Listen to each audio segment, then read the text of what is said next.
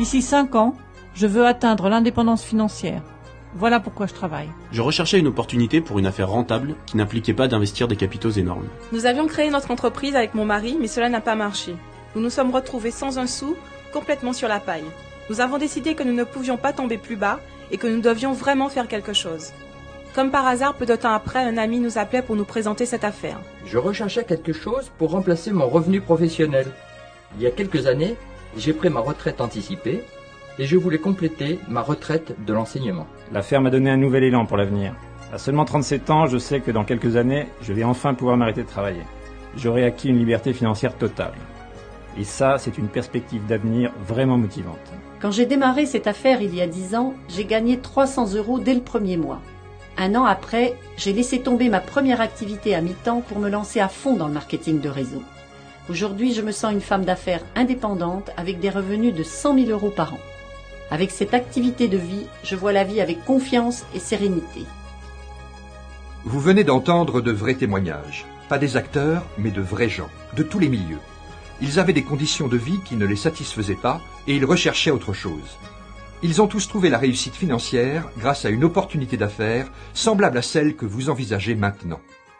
Comme vous, ils étaient au départ conditionnés pour aller vers des solutions évidentes et plus traditionnelles. Mais ils étaient aussi prêts à élargir leur champ de vision et à évaluer de nouvelles opportunités.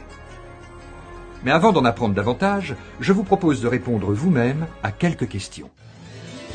Si nous étions dans un monde parfait, où l'argent ne pose aucun problème, si vous pouviez acheter ou posséder tout ce que vous désirez, seriez-vous dans la même maison? Resteriez-vous dans le même quartier? Auriez-vous la même voiture? Prendriez-vous toujours les mêmes vacances? Seraient-elles plus longues? Et seraient-elles au même endroit? Feriez-vous les mêmes choses de votre temps libre? Ou auriez-vous de nouvelles occupations très différentes? Continueriez-vous à exercer le même métier s'il ne fallait pas faire bouillir la marmite tous les jours? Et pour en terminer, quelle est votre situation financière? Comment se dessine votre avenir? Comment se profile votre retraite? Votre revenu est-il suffisant ou déjà bien entamé avant même de l'avoir perçu? Par exemple, comme je l'ai si souvent entendu dire, mon revenu nourrit la famille pendant 15 jours et après, on serre la ceinture le reste du mois. Je m'appelle Chris Day et je suis journaliste économique spécialisé dans les opportunités d'affaires. J'écris pour des magazines comme le mensuel Making Money. Je passe beaucoup de temps à étudier les nouvelles idées et concepts d'affaires et lorsque j'ai découvert cette approche, totalement nouvelle pour moi, j'ai tout de suite voulu creuser le sujet. Ce que nous allons voir aujourd'hui est un modèle d'affaires qui existe depuis longtemps aux États-Unis. Mais ce concept reste encore peu connu et mal compris en Europe. Cela m'a surpris de découvrir qu'il a permis à un tas de gens de voir leur vie se transformer complètement. La plupart ont maintenant d'excellents revenus et un style de vie qu'ils n'auraient jamais imaginé auparavant. De plus, de nombreuses compagnies sont sur ce marché depuis plus de 20 ans, ce qui prouve que le système marche véritablement.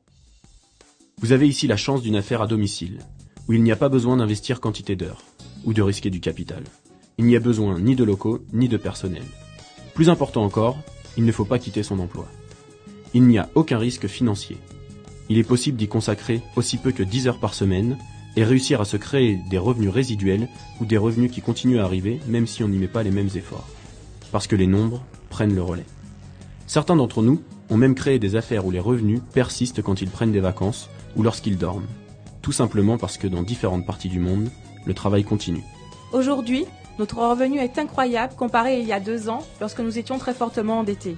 Cette affaire nous a permis d'éponger totalement toutes nos dettes et de changer de style de vie. J'ai fait des études supérieures de commerce et je dois dire qu'à l'époque, lorsque j'ai rencontré cette activité, je ne l'avais pas vraiment prise au sérieux. Au début, je n'ai vu qu'un petit complément de revenus au travers des réunions de vente, mais je ne prêtais pas attention au réseau et aussi en fréquentant des personnes qui en avaient fait leur métier, petit à petit, j'ai découvert quelle entreprise phénoménale cela représentait vraiment. J'ai pris la décision de me lancer et de m'engager totalement dans cette affaire. Cela fait maintenant environ 3 ans que je travaille, plutôt dur, mais les résultats sont là, grâce à une équipe qui est vraiment fabuleuse. Et aujourd'hui, j'ai réussi à atteindre un niveau récurrent de revenus, très confortable. Je dois dire, je me sens vraiment épanoui dans ma vie privée et professionnelle. J'avais en fait découvert un secret bien gardé, qui pouvait aider de nombreuses personnes, et en tant que journaliste, j'avais le devoir de faire connaître ce concept étonnant. Vous entendrez encore d'autres témoignages pour bien l'illustrer.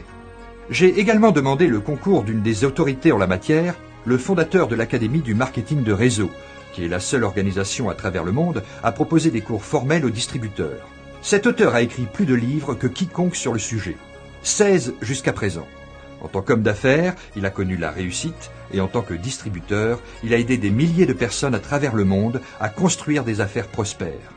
Son nom est David Barber, et il est à mes côtés. David, pourriez-vous nous éclairer? Comment avez-vous découvert cette industrie? Pour tout vous dire, Chris, au départ, ce fut vraiment par accident. Une de mes connaissances avait été contactée, et mon premier conseil a été « ne sois pas ridicule ». Je lui suggérais de tout rejeter en bloc. Je pensais que c'était certainement une escroquerie, probablement de la vente pyramidale, et totalement pas éthique, probablement même immorale. Et dans tous les cas de figure, certainement pas le genre d'affaires où s'investir. Et c'est toujours votre avis aujourd'hui? En fait, non. Et lorsque j'y repense, je suis un peu gêné d'avoir eu une réaction aussi figée, sans raison valable. Quoi qu'il en soit, mon ami n'a pas suivi mon conseil et insista pour aller à cette rencontre. J'appris plus tard que c'était ce qu'on appelle une présentation d'opportunité d'affaires. J'insistais alors pour l'accompagner, pour m'assurer qu'elle ne soit pas escroquée. Je fus impressionné. Les personnes qui étaient présentes n'étaient pas les petits filous auxquels je m'attendais, mais plutôt un groupe très diversifié. Il y avait là des gens de tous les horizons et de tous les niveaux, des femmes au foyer, et des hommes d'affaires sérieux, des vendeurs et des professionnels, des gens de tous âges et de races différentes, qui avaient tous un but bien précis en commun, se créer une vie meilleure. Ils semblaient tous capables de s'identifier à ce qui se disait. Et plus cela allait, plus je compris que mes idées préconçues étaient loin du compte. Bien. Et cela fait maintenant un moment, David, que vous êtes dans cette industrie, plus de 12 ans, je crois. Qu'en dites-vous maintenant? Cette industrie est toujours méconnue, Chris. Nous parlons pourtant d'une industrie majeure. Rien qu'au Royaume-Uni, le chiffre d'affaires annuel est d'environ 650 millions d'euros. Cela représente beaucoup, et de l'emploi pour 250 000 distributeurs à temps partiel ou à temps complet. Cela représenterait à peu près la population active de Lyon travaillant dans cette industrie. Les ventes ont progressé de plus de 250% depuis 10 ans, et les chiffres de l'emploi ont quasi doublé dans le même temps. L'industrie progresse vraiment vite. Au niveau du globe, on annonce des chiffres de vente de plus de 80 milliards d'euros annuels, procurant au passage du travail à des millions de distributeurs dans plus de 100 pays. Belle croissance, en effet. Mais avec de tels chiffres, on pourrait penser que les meilleures années sont derrière nous, et que le niveau de saturation est proche. Ce n'est peut-être plus le bon moment pour s'y lancer. Loin s'en faut, c'est juste le début. On estime aux États-Unis qu'environ 10% des foyers sont impliqués dans cette industrie. Traduit à l'échelle de la France, cela représenterait plus de 2 millions de distributeurs, soit à peu près 10 fois plus que les chiffres actuels. C'est ce qui me fait dire que l'évolution va avoir lieu dans des proportions sans précédent, et cela se passera d'autant plus vite que l'industrie et le public comprendront de quoi il est vraiment question.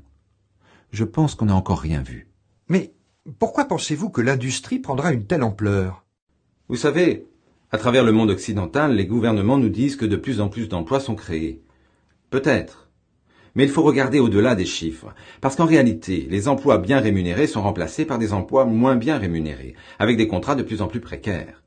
Dans notre société, les bénéfices ne concernent qu'un petit nombre, c'est la règle. La plupart d'entre nous travaillent, certes, mais cela signifie juste assez pour vivre, parce que le système n'est pas fait pour qu'il nous soit profitable. Notre travail sert à créer de la richesse, mais pas pour nous. Les seuls vrais bénéficiaires du système sont les financiers, les banques et quelques privilégiés. Les entreprises sont riches, les compagnies sont riches, les gouvernements sont riches, mais la grande majorité d'entre nous n'est pas riche. Nous devons nous contenter de l'argent que l'on nous distribue au compte-gouttes.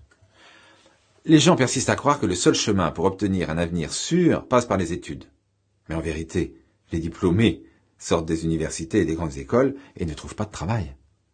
En Occident, nous avons les employés de bureau, les étalagistes et les ouvriers les mieux formés du monde. Mais combien de personnes vivent vraiment dans la maison de leurs rêves? Combien sont heureux au travail? Connaissez-vous vraiment des gens qui attendent le lundi matin avec impatience? Combien arrivent à donner à leur famille le style de vie qu'ils veulent vraiment? Combien vivent vraiment comme ils le veulent? Demandez à votre entourage s'ils conduisent la voiture de leurs rêves, et vous aurez peut-être 5% de réponses positives. Ce qui veut dire que les 95% se satisfont de ce qu'ils peuvent se payer, et ne satisfont pas leurs rêves. Vous pourrez probablement citer 20, 30, 50 voitures que vous aimeriez avoir, plutôt que celles que vous avez. Vous savez, Chris, on entend les gens dire qu'ils se contentent de ce qu'ils ont. J'espère que c'est vrai. Mais toute personne qui écoute doit se poser la question. Est-ce que je suis heureux avec la maison que j'ai, avec le travail que j'ai, avec le revenu que j'ai, avec le style de vie que j'ai, avec la voiture que j'ai? Sincèrement, Chris, je ne crois pas. Alors, que s'est-il passé? Enfant, nous avions des rêves. Nous avions des rêves pour notre premier emploi, avec de grands espoirs pour l'avenir. Mais il ne nous a pas fallu longtemps pour nous rendre compte que nos rêves n'allaient pas se réaliser. Ce qui se passe, c'est que nos rêves et nos espoirs se transforment en vœux. Je voudrais pouvoir faire ceci, je voudrais bien faire cela, ou encore je voudrais être comme lui ou comme elle. Nos rêves se transforment en vœux parce que nous n'avons pas les moyens de leur donner vie. Oui, mais le marketing de réseau ne peut sûrement pas résoudre tous ces problèmes. Le marketing de réseau peut être une solution à ces problèmes. Pour tous ceux qui nous écoutent, il peut permettre de réaliser leurs rêves. C'est littéralement la seule profession ou activité qui soit réellement un tremplin vers le sommet pour tout le monde, sans tenir compte du diplôme, de la race, de la religion, du milieu social, du sexe ou de l'âge. Ce métier ne ressemble à aucun autre. Et la meilleure façon de s'en rendre compte, c'est de le regarder pour ce qu'il fait, pas pour ce qu'il est. Les gens viennent au marketing de réseau parce que, quel que soit leur choix de métier, carrière ou profession actuelle, cela ne leur a pas permis d'avoir le style de vie qu'ils voulaient. Le marketing de réseau leur offre cette chance. Il y a 12 ans, lorsque mon épouse a rejoint le marketing de réseau, je ne pensais pas que notre vie allait changer à ce point, surtout pour moi. Depuis, nous avons intéressé d'autres personnes à faire la même chose que nous, et la satisfaction que nous retirons de tout cela, c'est de voir les autres réussir à leur tour, et de penser que nous y sommes un peu pour quelque chose. La première fois que j'en ai entendu parler, j'avais déjà quelques idées toutes faites sur ce que c'était et sur ce que ce n'était pas. J'ai fait quelques recherches et j'ai découvert que le marketing de réseau était en fait très éthique, plus propre que propre, et un système de commercialisation formidable pour amener sans intermédiaire le produit au consommateur avec un service personnalisé. De toute façon, je ne me serais jamais impliqué dans quelque chose de frauduleux ou d'illégal. J'ai vraiment approfondi la question et j'ai découvert que c'était vraiment tout ce qu'on m'avait annoncé. Le distributeur s'occupe des ventes à la place de l'entreprise et c'est tout à fait logique qu'en conséquence, ils perçoivent un plus gros pourcentage qui normalement irait dans la poche de l'entreprise. Il n'y a aucun risque pour qui que ce soit et dans toute bonne société de marketing de réseau, il n'y a pas de stock à constituer ni de produits à acheter avant qu'ils soient effectivement vendus. Ce qui veut dire que le distributeur ne risque pas son argent et vraiment ça marche.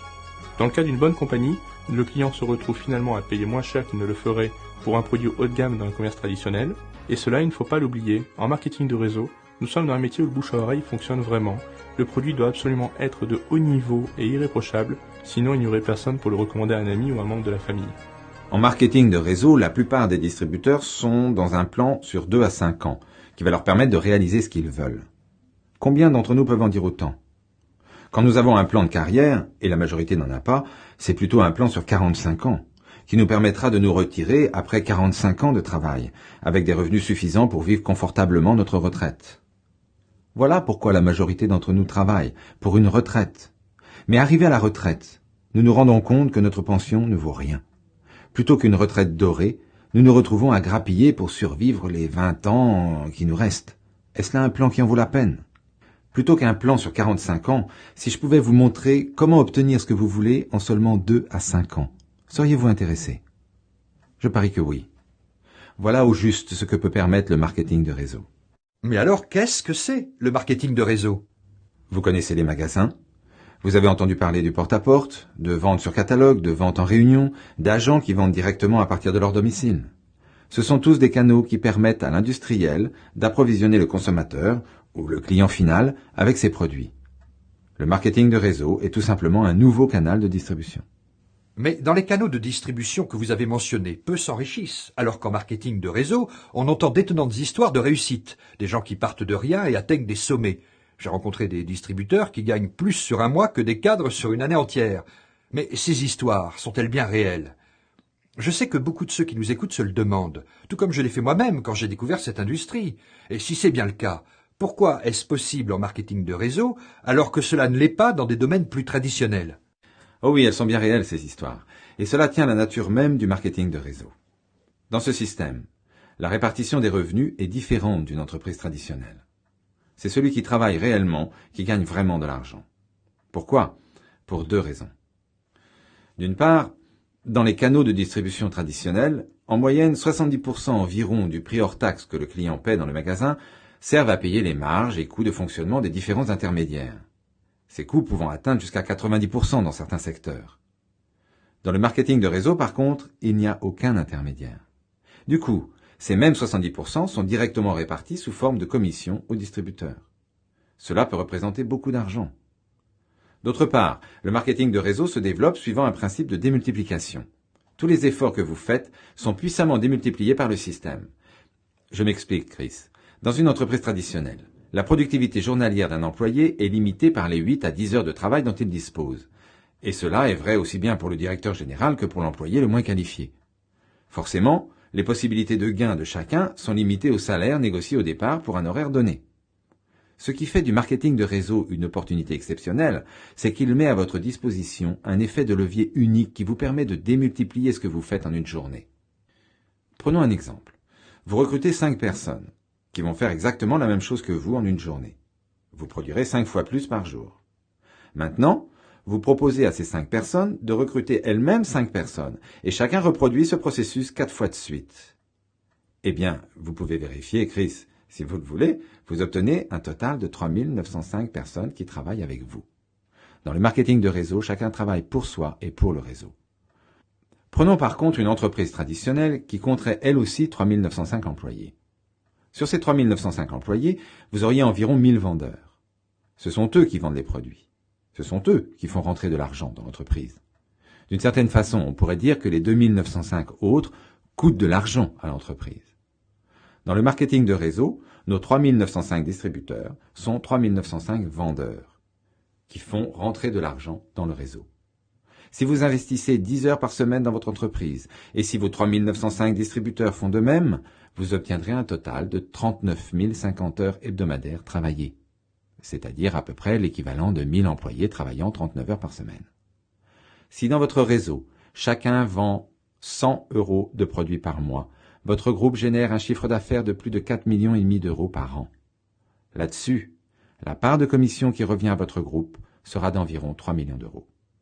Merci David. Cela a dû clarifier la question pour de nombreuses personnes peu familières avec le sujet.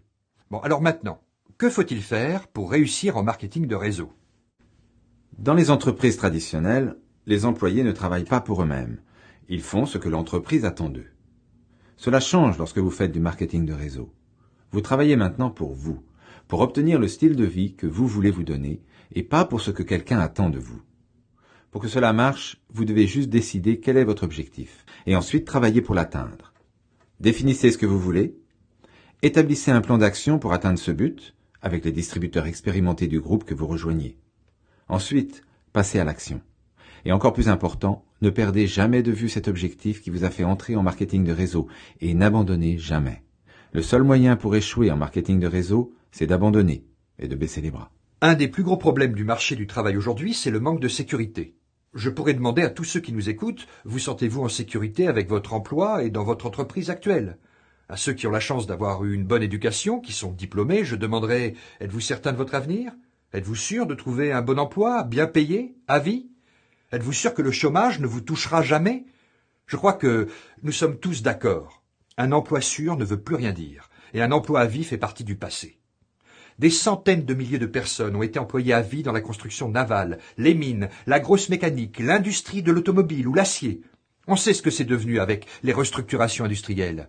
Vous voulez une carrière? Allez dans la banque ou dans la fonction publique, nous disait-on. Vous voulez un bon filon? Devenez avocat ou comptable. Ça, c'est ce que les gens pensaient dans le passé. Tout cela est terminé.